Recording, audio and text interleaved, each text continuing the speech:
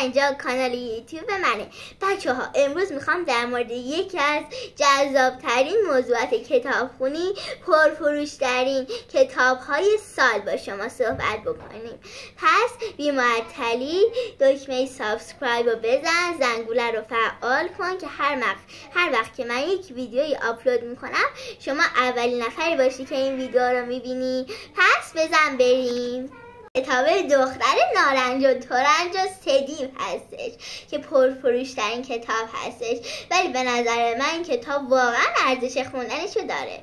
دختری به نام انار خانوم یه روز به مادرش میگه من که خواهر و برادری ندارم، تو میتونی به من یک دوست خوب رو معرفی کنی؟ مادرش میگه اگه دوست داری دوست تو پیدا بکنی برو بالای درخت و میوه نارنج رو بدون اینکه بیفته با چوب بزن. این دختر ما میره سر درخت اما 3 تا دیو میبینه. برای شما هم جالب شد؟ پس حتما برید این کتاب رو از نزدیکترین کتاب فروشی خونتون بگیرید و خوب مطالعهش بکنید.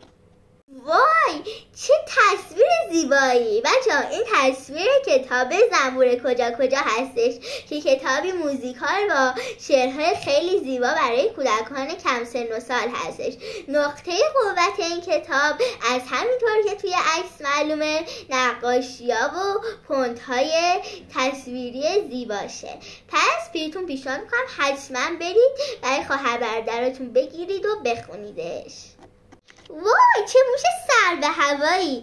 داستان این کتاب همینه، موش سر به هوا. اینا بچه 7 تا موش خیلی بامزن اما فقط یکیشون سر به هواست. اینا با هم دوستای خیلی صمیمی هستن و میخوان با هم دیگه به یک سفر پرماجرا برن. شما هم دوست دارید بدونید که به چه سفری میرن و این موش سر به هوا چه بلاهایی سرشون میاره؟ پس این کتاب رو حتما بگیرید و بخونیدش. تاپ تاپ خمیر من کو، تشت پنیر من کو.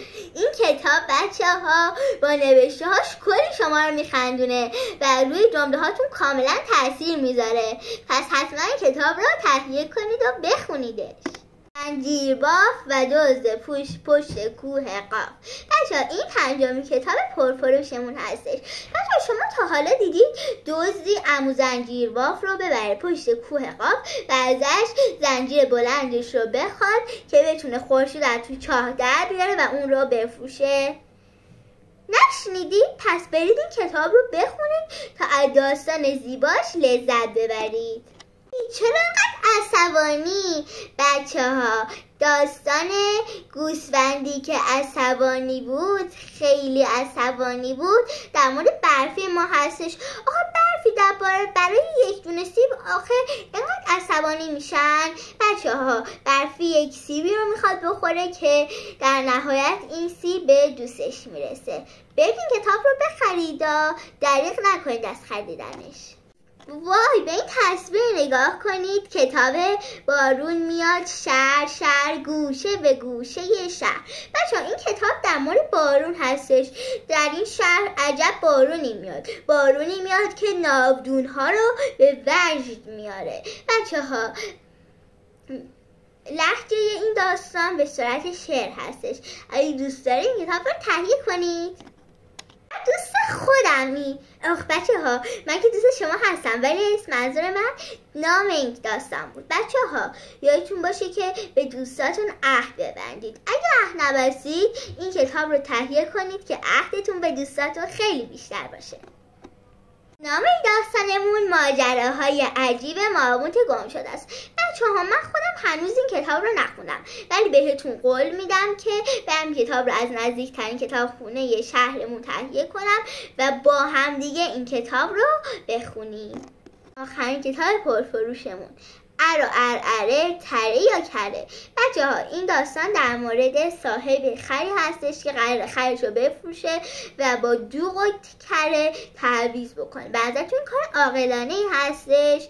به نظر من که نه. پس برین کتاب رو تهیه کنید، شاید دلیلی داشته باشه.